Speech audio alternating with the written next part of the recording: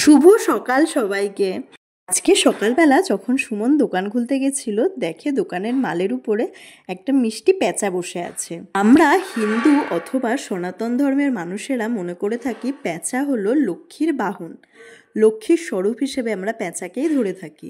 পেঁচা হলো অর্থ এবং সৌভাগ্যের প্রতীক। তাও মনে করা হয় যে সকালবেলা পেঁচা দেখা অত্যন্ত শুভ। পেঁচা তো সাধারণত আমরা রাত্রেবেলায় দেখতে পাই, কারণ এগুলো নিশাচর পাখি। কিন্তু সকালবেলা কি করে যে দোকানের ভেতরে ঢুকলো এটাই তো মাথায় ঢুকছে না।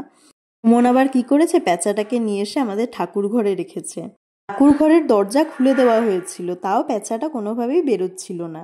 যদিও পেঁচারা বা নিশাচর পাখি বা প্রাণীরা সকালবেলা তো সেরকম দেখতে পায় না, সেই কারণেও হতে পারে। আমি কিন্তু এই নিয়ে প্রায় 3-4 বার পেঁচার দর্শন করলাম। আমার সাথে আগেও এরকম হয়েছে, বাড়িতে এসছে একবার, অথবা গাছের উপরে বসেছিল। একবার হয়েছিল রাত্রেবেলা বাথরুম থেকে আমি আসছি, তখন আমার পিছু পিছু ওপর দিয়ে একটা পেঁচা এসছিল। তবে সকালবেলা পেঁচা এই প্রথমবার কিন্তু আমি দেখলাম। তো আমি কেন একা দেখব, তোমাদেরকেও দেখালাম। তোমাদের কাদের সাথে এরকম ঘটেছে অবশ্যই জানিও। আর পেঁচাটাকে না রাখা হয়েছিল একটা ঝুড়ির মধ্যে, ওকে জল খাওয়ানোর জন্য আমি পেঁচাটাকে খুলে দিয়েছিলাম যাতে ও জল খায়। তো তারপরে দেখলাম পেঁচাটা একা একাই একবার সিংহাসনের উপরে বসে, একবার গোপালের খাটের উপরে বসে, আবার একটু পরে দেখতে পাবে যে পেঁচাটা আবার ওপরে সিলিংয়ে ফ্যানের ওপরে গিয়েও বসেছিল। আবার আমি এটাও শুনেছি যে আমাদের বাঁদিকে যদি পেঁচা আমরা দেখতে পাই তাহলে নাকি সেটা খুব শুভ বলে মনে করা হয়। সুমন যখন দোকান খুলতে যায় তখন ওর বাঁদিকেই কিন্তু পেঁচাটা ছিল। তোমাদের কাদের সাথে এরকম হয়েছে বা কাদের বাড়িতে পেঁচা এসেছে একটু আমাকে কমেন্টসে জানিও তো।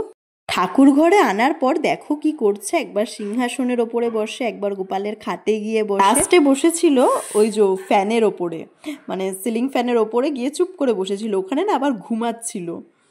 দেখো ঠাকুর ঘরে পেঁচাটা কি সুন্দর লাগছে, তার মধ্যে লক্ষ্মী ঠাকুরের একদম সামনে ছিল, তো সৌন্দর্য যেন আরো বেড়ে গেছিল। ছুটকে পেঁচাটা দেখো কত কায়দা করছে, একবার ফ্যানের ওপরে গিয়ে বসলো, তারপর একবার ফ্যানের ওপরে ঘুরে নিল।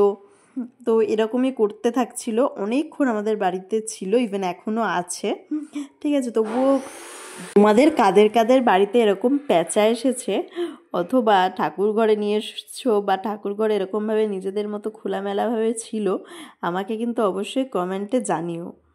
তো আমরা তো এটাকে সৌভাগ্যের প্রতীক হিসেবেই মেনে নিয়েছি। এবার তোমরা যদি কিছু জেনে থাকো তাহলে কিন্তু অবশ্যই আমাকে কমেন্ট সেকশনে লিখিও। আর একটা ছোট্ট ঘটনা বলি শোনো। একদিন রাত্রেবেলা হঠাৎ একটা খটখট শব্দ হচ্ছে, তো আমি আর সুমন রীতিমতো ভয় পেয়ে গেছি যে কিসের শব্দ হচ্ছে। তো লাস্টে গিয়ে দেখি কি একটা পেঁচা এসে আমাদের জানলার উপরে বসে রয়েছে আর এদিক ওদিক উড়ছে। তো আগেই বললাম এই পেঁচা আসাটা আমাদের প্রথমবার নয়, আমার এর এক্সপিরিয়েন্স অনেকবারই হয়েছে। সকালবেলা এই লক্ষ্মী স্বরূপ পেঁচার দর্শন কিন্তু আমি প্রথমবারই পেলাম। তো দেখলাম, আর আমার সাথে তোমাদেরও যেন সৌভাগ্য বৃদ্ধি পায় সেই জন্য তোমাদেরকেও দেখালাম। এটা ভালো লাগলে লাইক কমেন্ট করো, আর তোমরাও তোমাদের বন্ধু এবং পরিবারের লোকেদের মধ্যে ভিডিওটা শেয়ার করে দিও, যাতে তাদেরও দিনটা ভালো কাটে। টাটা।